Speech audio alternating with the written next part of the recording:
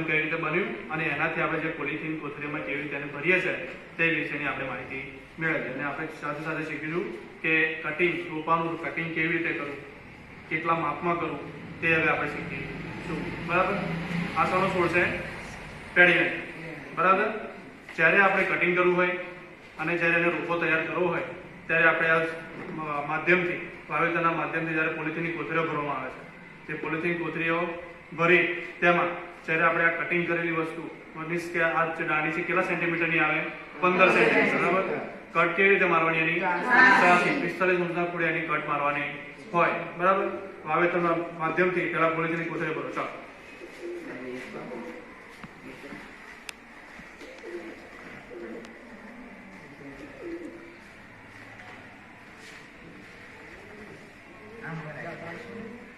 વાવેતર માધ્યમ આપણે કઈ કઈ 3 વસ્તુથી ભરેલું છે?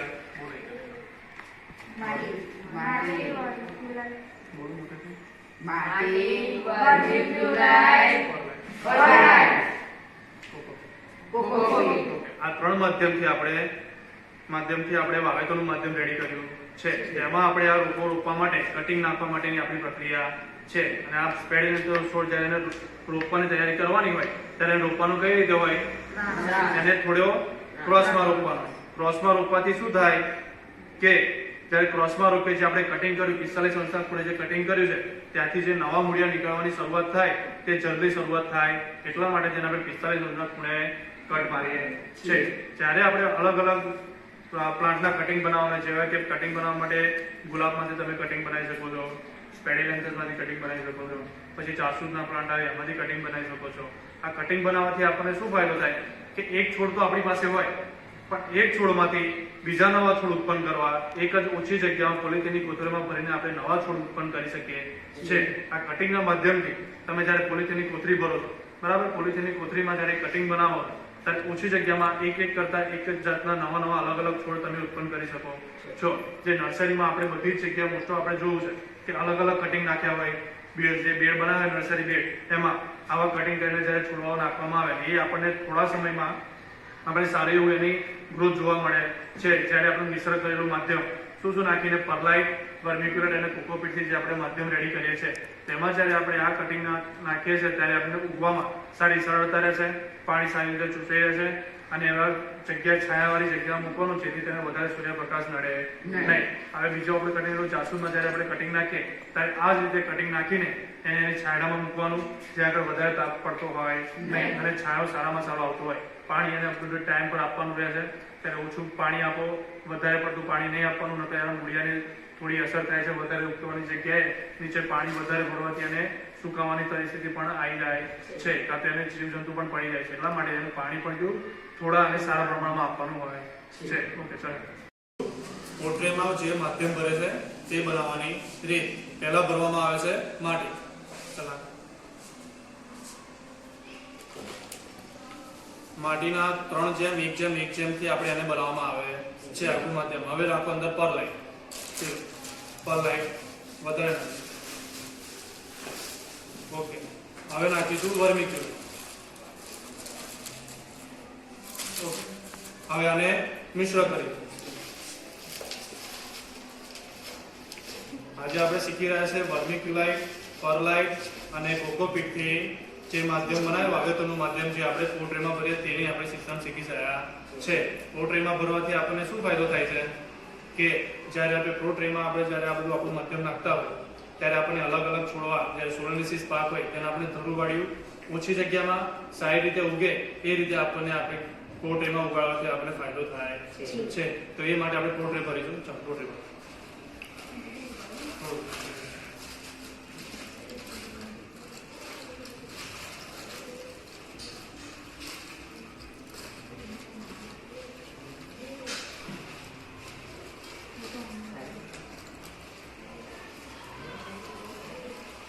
પોટ્રે બનાવવાથી આપણને જમીનની ઓછી જરૂર પડે, ઓછી જગ્યામાં એક કરતા વધારે પોટ્રે આપણે મૂકી શકીએ છે. ત્યાં આગળ આપણા સારા એવા લાયેલા બિયારણનો કોઈ ખોટો જ થતો નથી.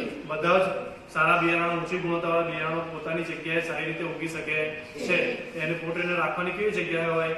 જ્યાં આગળ વાદળછાયું વાતાવરણ હોય તો પણ ચાલે, છાયો હોય એવી જગ્યાએ રાખવામાં આવે છે.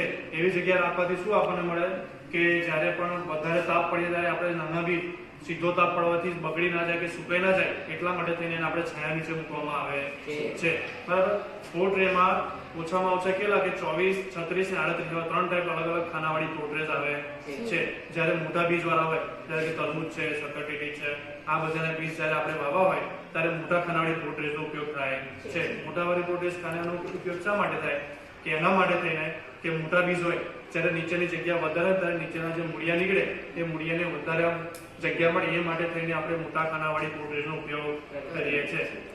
અને આ રીતે આપણા સોલેનોસિસ પાકમાં જ્યારે પણ ધરુવાળી ઉગાડવામાં આવે તો આપણે રેગ્યુલર ખેતરમાં ઉગાડતા હોય ત્યારે જો આપણે મોટી જગ્યાને મોટા ચારા થોડા બનાવીએ છીએ, પણ જ્યારે પોટ્રેમાં આપણે કરતા હોય ત્યારે આપણે આ માધ્યમ ભરતા હોય જ્યારે વર્મિક્યુલાઇટ છે, પરલાઇટ છે અને કોકોપીટ છે, આના માધ્યમથી બનાવેલું આખું માધ્યમ એમાં આપણે નાખવાથી આપણે સારા ગુણવત્તાવાળા બિયારણ આવે તો કોઈ દિવસ એનો બગાડ થતો નથી.